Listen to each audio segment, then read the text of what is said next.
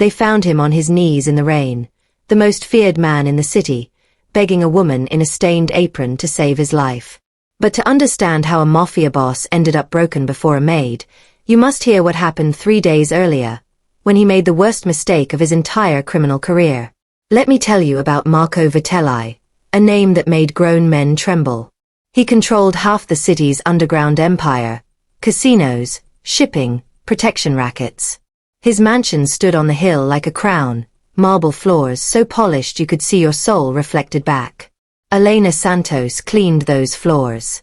23 years old, sending money home to her sick mother in the village. She wore the same faded uniform, worked 16-hour days, never complained. The other staff whispered she was too proud, too quiet. They didn't know she was studying medical books in her attic room every night, teaching herself what doctors knew. Marco barely noticed her. To him, she was furniture that moved. He'd snap his fingers, she'd appear. He'd drop cigar ash on fresh-mopped floors, she'd clean it. That was the natural order of his world. The powerful and the invisible. But pride, my friends, is a dangerous thing. Especially when you forget that invisible people see everything. It happened on a Tuesday evening. Marco was hosting the Calabrese brothers, dangerous men negotiating territory. Elena was serving coffee in the parlor, trying to be a shadow as always. Then Marco's phone rang. Distracted, he waved his hand irritably, dismissing her like shooing a fly. But his gold ring caught her tray. Crystal cups shattered across the Persian rug, hot coffee splashing onto important documents spread on the table. The room went silent. The Calabrese brothers stared. Marco's face turned crimson with rage. "You stupid peasant," he roared, standing so fast his chair fell backward. "Do you know what you've destroyed? These papers were worth more than your worthless life." Elena stood frozen, coffee dripping from her trembling hands. "Sir, I'm so sorry, you moved your hand and—" "Quiet." His voice was a thunderclap. "You blame me? You dare." He grabbed her arm, shook her violently. "You're fired. Get out of my sight. No references, no final pay. You'll never work in this city again." The Calabrese brothers shifted uncomfortably. Even criminals have codes about hitting women, about punishing accidents. But nobody dared speak. Marco Vitelli's temper was legendary. Elena pulled her arm free, and something flickered in her dark eyes. Not tears, something harder. She looked at Marco with an expression he'd never seen from servants before. Pity, perhaps. Or knowledge. "As you wish, sir," she said quietly, and walked out with her head high. Marco laughed, turning back to his guests. "Maids. You can find a dozen more tomorrow." He called his assistant. "Pietro, get someone to clean this mess. And make sure word spreads. Elena Santos is unreliable, clumsy. Blacklist her from every household in the city." Pietro nodded, but looked troubled. That night, Marco slept soundly in his silk sheets, believing the matter closed. How could he know that across the city, in Elena's tiny rented room, she was packing a bag with very specific items? Or that his own body was already betraying him? The next morning, Marco woke with a headache. Nothing serious. He'd had worse from expensive wine.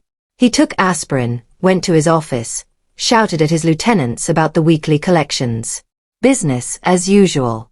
By afternoon, his vision was blurring. Double images of his desk, his guards. He blamed stress, exhaustion. That evening, his hands started trembling. Sweat poured down his face despite the cool air conditioning. He stood to walk, and his legs nearly gave out. "Boss, you look terrible," Pietro said, genuinely worried. "Should I call Dr. Ricci?" "I'm fine," Marco snapped.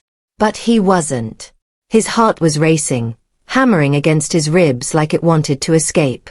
His skin felt on fire. By midnight, he was in his bed, gasping. The room spun. His chest felt compressed, like someone was sitting on it. Fear, real fear, crept into Marco Vitelli's mind for the first time in 20 years.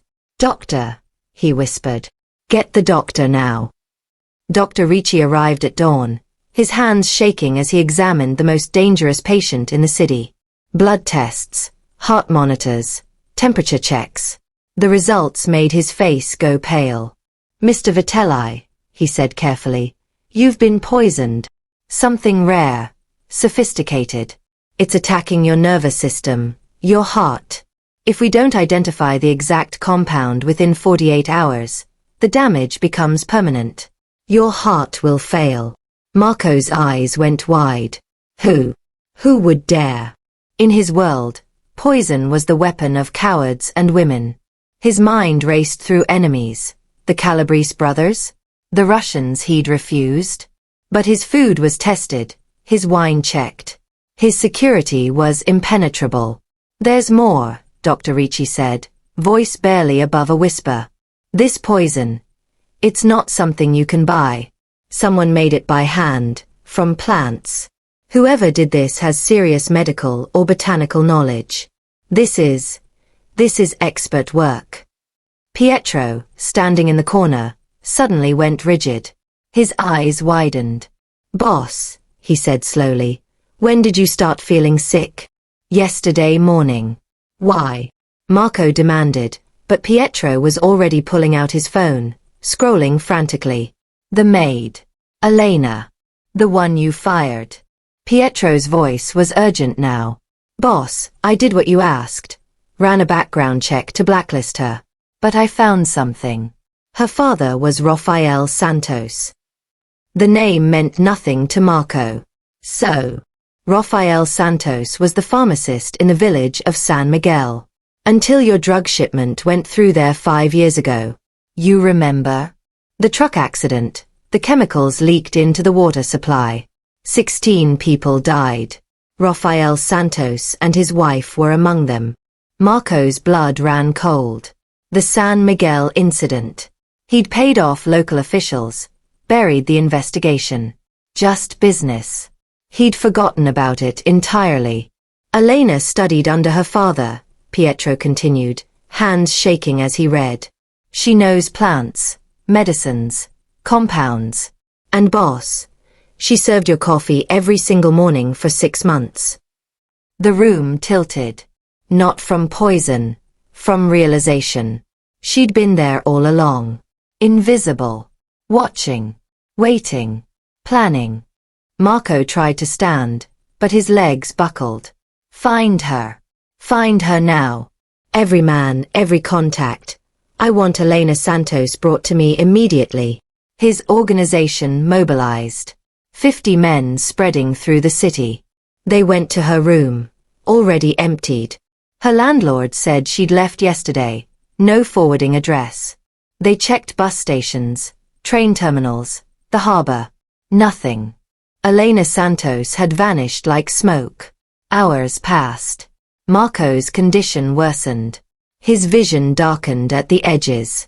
His heart rhythm became irregular. Dr. Ricci said the word critical multiple times. "There has to be an antidote," Marco gasped. "If she made the poison, she made a cure. That's how it works, right?" Dr. Ricci looked grim. "Normally, yes.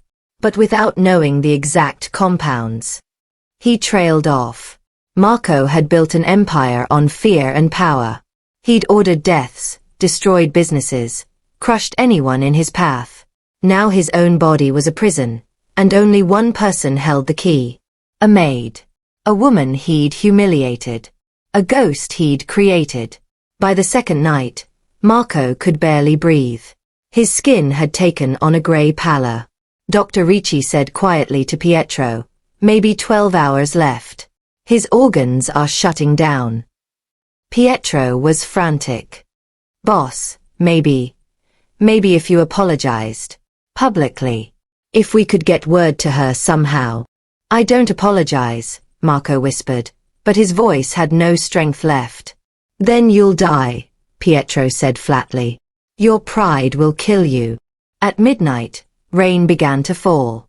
Marco lay in his bed, each breath a struggle, thinking about his life. All his power, all his money, and he couldn't control his own heartbeat. Somewhere in the darkness, his phone rang. Pietro answered, listened, then looked at Marco with strange expression. "It's her," he whispered. "Elena. She says she's at the old church on Via Constanza. She says if you want to live, you come alone. No guards. No weapons. Just you." Marco tried to laugh, but it came out as a cough. "A trap. Maybe," Pietro said. "Or maybe mercy. But boss, you have no choice." They found him there an hour later, the witnesses who would tell this story for years. Marco Vitelli, the lion of the underworld, on his knees in the rain outside the old church.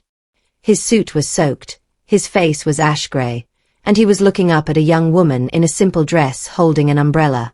"Please," Marco was saying, his voice broken. "Please. I'm sorry. I'm so sorry for what happened to your parents. For how I treated you. For everything. I was wrong. I was cruel. Please, I'm begging you, save me." Elena looked down at him without expression. In her other hand, she held a small glass vial filled with clear liquid. "You took everything from me," she said quietly. "My parents. My childhood. My future. You poisoned my village and forgot about it by dinner. When I came to work for you, I watched you every day. So much power. So little humanity." Marco's tears mixed with rain. I know. I deserve this. But please." Elena knelt down, bringing herself to his level. She looked into the eyes of the man who'd ruled the city through fear. "My father used to say the most dangerous poison is arrogance. It makes men forget that everyone, even a maid, is a human being who matters. Who has skills, knowledge, and memory." She opened the vial. "This is the antidote. But I want you to remember something, Marco Vitelli. Remember that your life was in the hands of someone you considered worthless. Remember how it feels to be powerless." She poured the liquid into his mouth. He swallowed, gasping. "You'll live," Elena said, standing. "The effects will reverse in a few days. But I want you to live with this memory. Every time you see a servant, a worker, anyone you consider beneath you, remember this rain. Remember your knees on stone. Remember begging." She walked away into the darkness, and Marco Vitelli collapsed onto the wet ground, alive but forever changed. They say he never raised his voice to staff again. Some say he even became generous, charitable. Others say he simply became afraid, understanding finally that invisible people are often the most dangerous of all. And that, my friends, is how a maid brought a mafia boss to his knees. Subscribe for daily mafia boss stories where the powerful are exposed and the underestimated rise.